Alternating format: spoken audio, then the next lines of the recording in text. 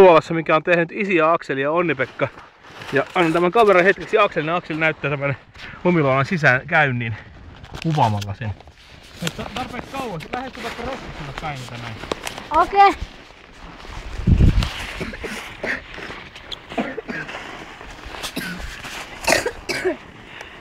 Tässä meidän lumilinnamme on.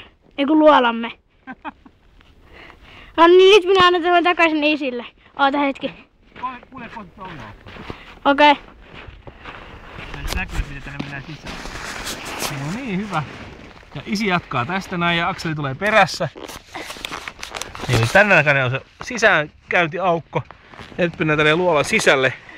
Täällä on vähän pimeämpää. Nyt tuli Akseli. Ja perässä tulee myös Onni-Pekka.